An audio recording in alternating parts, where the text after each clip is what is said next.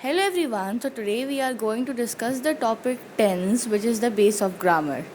So without wasting any further time, let's just begin. But before beginning with tense, you all need to know about verbs and all the form of verbs. Total there are 5 form of the verb. So with the few of the examples which I will give, you all will get. So like verb के 5 form होते हैं. उसका पहला form हो गया, जैसे हम लोग वर्क लेते हैं तो हो गया work, worked, worked, working and works. But it is not same in every case. Like these are regular verbs, तो ये रेगुलर फॉर्म में ही चेंज करता है. लेकिन जैसे कुछ इरेगुलर वर्ब हो गए, ऐसे फ्लाई है तो फ्लाई का flied, flied, flying, flow use नहीं होगा. फ्लाई का होगा fly, flu, phloem, flying and flies.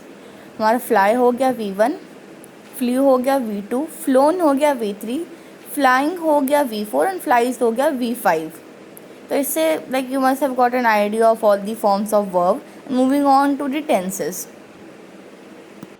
So starting with the most basic tense, हमारे पास 3 टेंस हैं, प्रेजेंट, फ्यूचर एंड पास्ट. तो जो प्रेजेंट टेंस का जो फॉर्मेशन है वो होता है सब्जेक्ट से, वर्ब के फर्स्ट या फिफ्थ फॉर्म से और ऑब्जेक्ट से.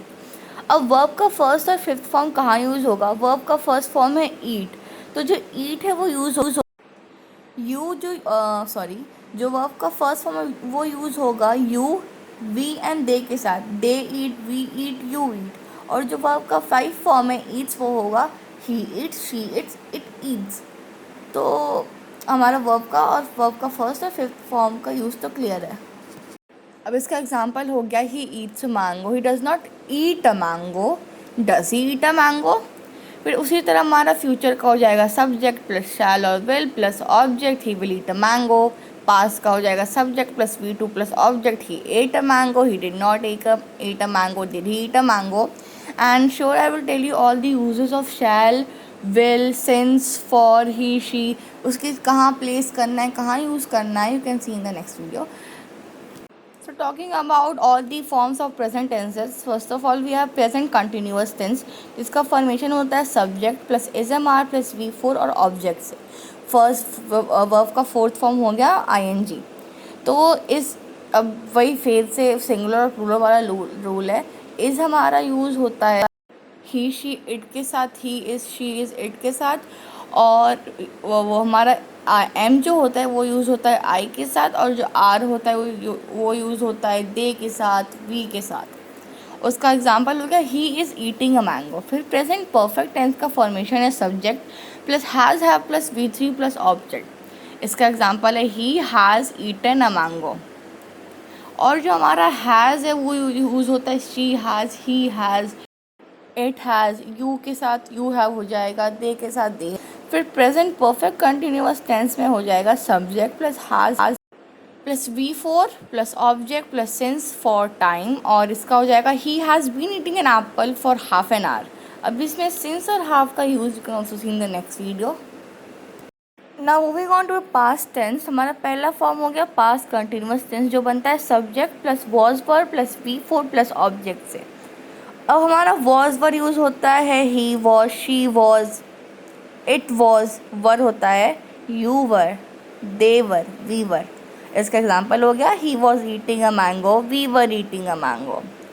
फिर पास्ट परफेक्ट टेंस का हो गया subject plus had plus V3 plus object, he had eaten a mango. इसमें had. Now moving on to past perfect continuous tense, it is formed with subject plus had been plus V4 plus object plus since and for and time. और जो object है it is not sure that कि हर sentence में एक object हो. Sentence की formation होती है सब्जेक्ट और वर्ब के कॉम्बिनेशन से और सही पंक्चुएशन से. तो it is not sure that कि हमारा उसमें एक ऑब्जेक्ट आए ही. तो ये हमारा यूज़ हो जाएगा. इस एग्जांपल हो गया he had been eating a mango for half an hour. अब इसमें आपको फॉर एंड सिंस में डिफ़िकल्टी होगी which will be clear at the end. But अभी हमारा पूरा फॉर्म्स और एग्जांपल से फिर जितना इसका नेगेटिव और इंटेरोगेटिव है वो तो बेसिक हम लोग फॉर्म कर सकते हैं. ना if you talk about future tenses, तो हमारा फ्यूचर जो कंटिन्यूस टेंस है उसका फॉर्मेशन होता है subject plus shall will plus be plus V4 plus object. वो तो ऑब्वियस से बी लगना है. He will eating a mango, ये तो अच्छा साउंड नहीं कर रहा, तो बी तो ऑब्वियस है. और इसी तरह हम लोग उसका निगेटिव और इंटरोगेटिव फॉर्म कर सकते हैं। फिर जो हमारा फ्यूचर परफेक्ट टेंस होता है उसका फॉर्मेशन होता है सब्जेक्ट प्लस शैल या will as per the pronoun, उसके बाद have plus V3 plus object, जैसे he will have eaten a mango, दे। Now coming to the end we have future continuous tense जिसका फॉर्मेशन होता है सब्जेक्ट प्लस शैल या फिर will accordingly plus have been plus verb का fourth form plus since for time.